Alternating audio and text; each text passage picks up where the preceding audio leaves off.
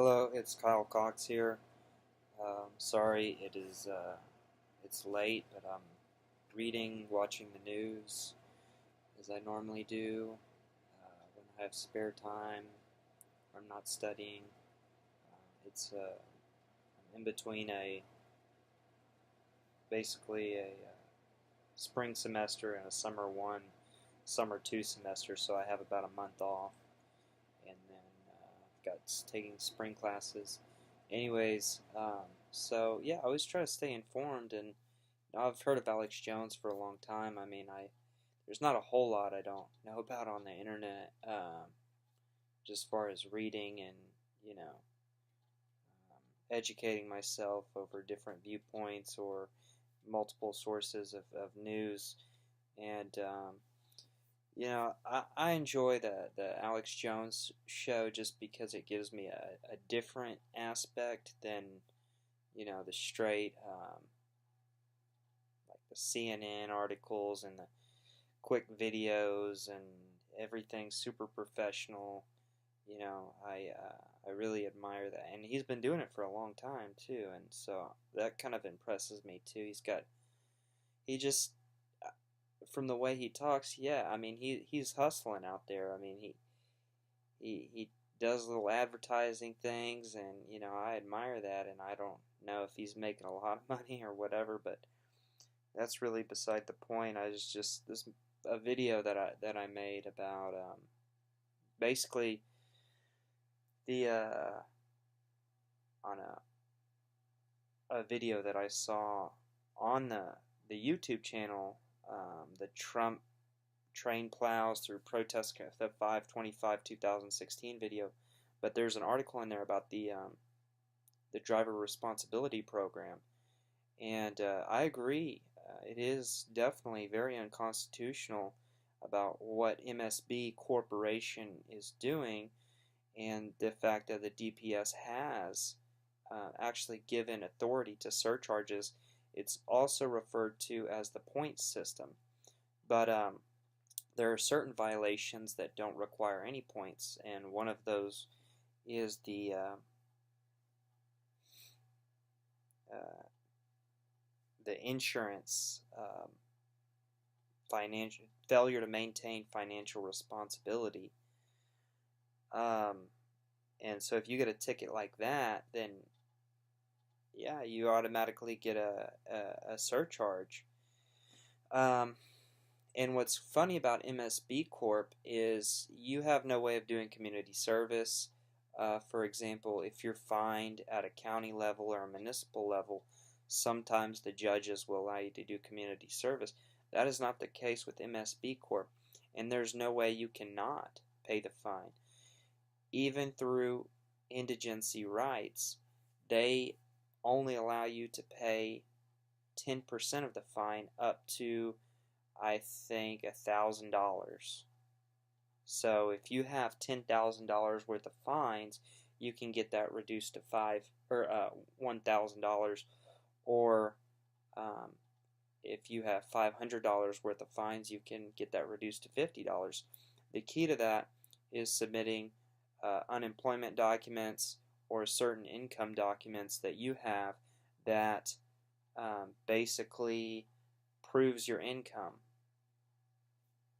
So if you're under the 200% of the federal poverty rating defined by the Bureau of Labor and Statistics, which if you can on paper prove that you meet those requirements, then you only have to pay 10% of the fine. And I think that's a lot of things that people don't realize as well. But also back in, I think, 2012, I personally filed a federal civil lawsuit against MSB Corp and the DPS chairman. I can't even remember her name, but for civil rights violations, because I sued under the double jeopardy deal. But yeah, I mean, Alex Jones and the police chief that was talking, that it was interviewed on them, you'd have to see the video. it's also a violation of a jury. I mean, you're right. I didn't even really think of that. That's another, probably an even bigger violation of rights, that they're not allowing you to take this to a jury. It's automatically through MSB Corp. And MSB Corp, excuse me, by the name, obviously sounds, I mean, it's a corporation, MSB Corp. I have not actually seen the literal, you know, documents, or if it's a public-private partnership, or however that works, but I can guarantee you that the state is getting a lot of money through MSB. Now, what you have to do is you have to be smart about it. You have to say, hey, I'm indigent. I'm only going to pay 10%.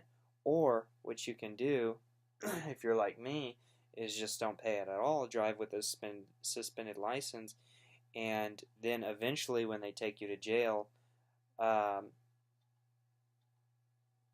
plead indigent. And it's against the law for the courts to hold you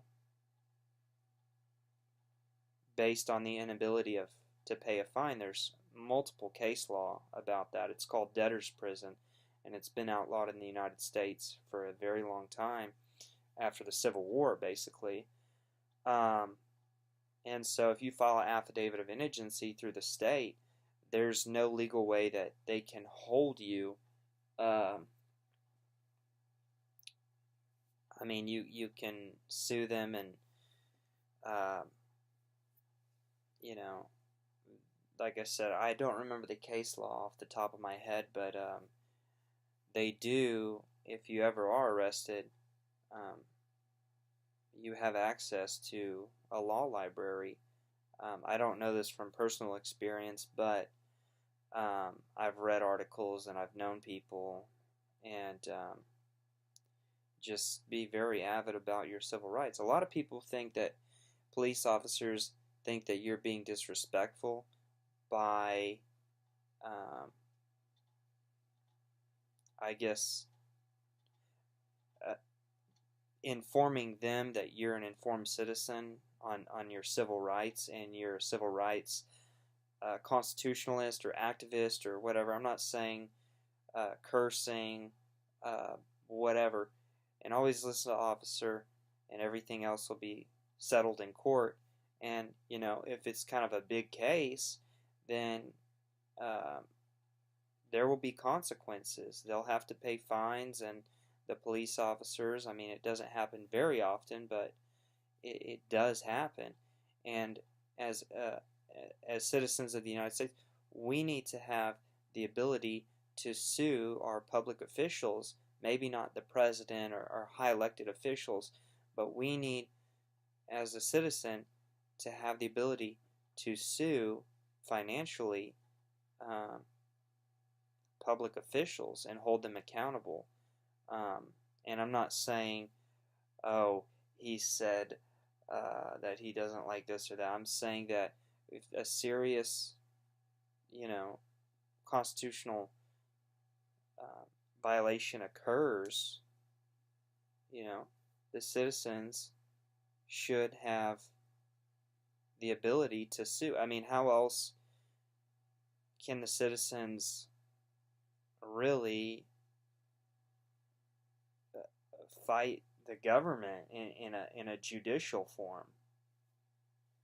You know, I mean, yeah, we elect people, but that's part of the legislative branch. I mean, from a judicial aspect, besides the, you know, the fair trial and all that, how are we supposed to, uh, you know, kind of police the people, the government, you know? And there's been lots of 100 pages worth of documents on this over the Cornell Law reviews and things like that, about good faith immunity, judicial immunity, um, you know, governmental immunity, um, just the whole immunity thing has gotten out of hand. And, I think there needs to be some sort of amendment that allows the people to sue. Um,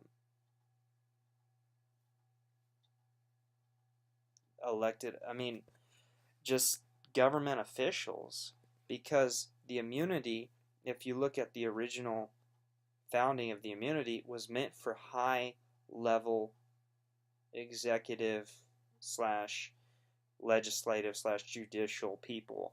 It wasn't meant for county officers, or especially municipal judges, and all this municipality jargon, which you'll probably hear of a lot in the future, and how much municipalities really screw people over big time. Um, it's just, unless you have a gun, there's no way, I'm not condoning, I'm just saying, just know your rights, and,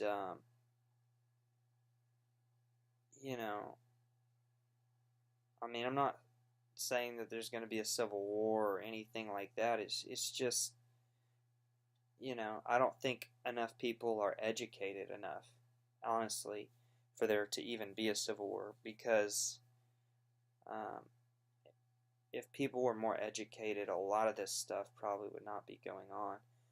But, you know, I'm just talking about, back to the gun thing, is like, your rights get so violated, and, we're, people, not me, but other people, crazy people like some of these Trump protesters and this and that, I guess, just start firing off because they're unhappy, and that's the only way that they can rationalize some sort of change, and that's not the way to go. Muhammad Ali Gandhi, said nonviolence was the way, and if you look at some of the Buddhist doctrines and things like that, and the Hinduism, um, they, which I clearly believe in, because it's just, I believe that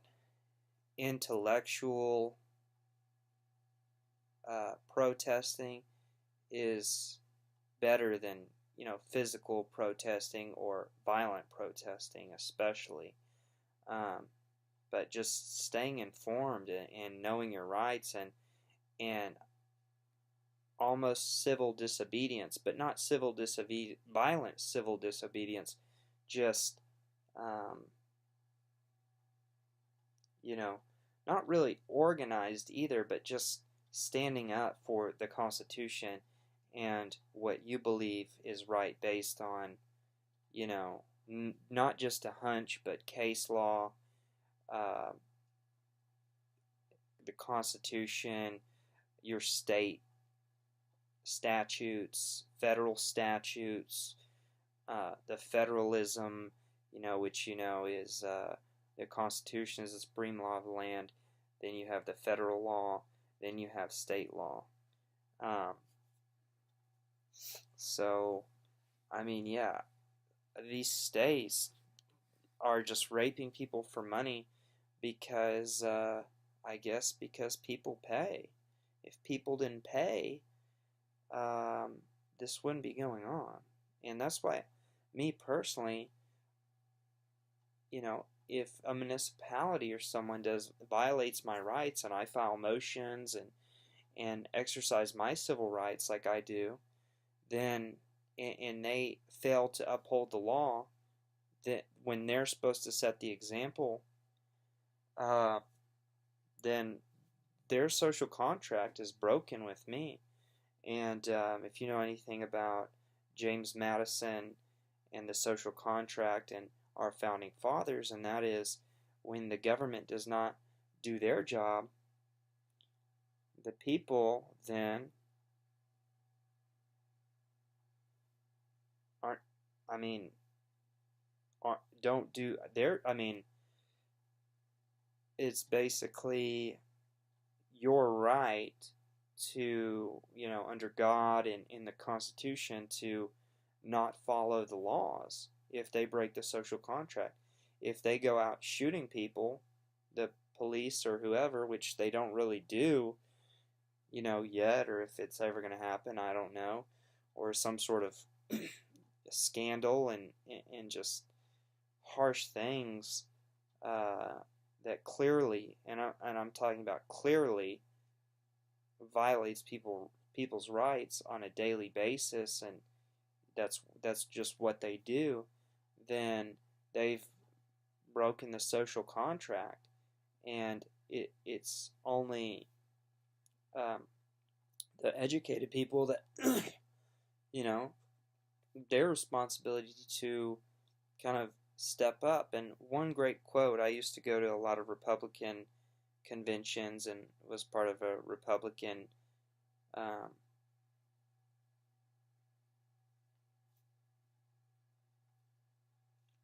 don't know, it was a Republican National Convention, and just the Republican society through one of my schools, and then I got involved, and but there's one great quote that it would always say is, and it was the only thing in order for evil to triumph is for the good man to do nothing, or the just man to do nothing. And it's very true. So I would say never fight physically, fight legally, and fight spiritually, and fight intellectually, and especially, don't be afraid to, die for what you believe in, not physically, but, for your cause. And I think that that will send a very good message. And I also think that if more people did that, a lot of corrupt things wouldn't be going on, because people wouldn't buy into it. In order for corruption to happen, people have to buy into it. Look at North Korea. Look at some of these communist nations. Look how many police they have in North Korea, and look how many citizens they have. Do you think if the citizens were informed and they knew what was actually going on, they would allow themselves to be governed by a communist regime? I don't know. Maybe some of them enjoy it, but I would say that a good half wouldn't. And the police do not outnumber the citizens, and it will never be like that. Even in communist regimes or socialist regimes, even Adolf Hitler, if the citizens were to stand up, and really make a point, and yeah, some people might die in civil war and things like that, but I'm just talking here in the United States, the present moment, and I'm just making the point that in order for corruption to happen, people have to buy into it, not necessarily monetary wise, but a lot of times it is, but policy wise, or whatever, and people, in order for corruption to happen, people have to buy into it, and that's when you have to say, I'm just not going to buy into it. And whether I win or lose, it's not really the point. The point is that I'm standing up for something that I believe in, not just for me, but for any person that lives in the United States and understands the Constitution and understands freedom, and is responsible about it. So that I think I've kind of proved my point here, and I've really was only trying to make a 5-minute video, but I got a little off topic. I don't really make political videos, but anyways, always do your homework, always do your research, and come up with a formulated opinion for yourself. And thank you, and I'm going to post this on YouTube and whatnot, so thanks, bye.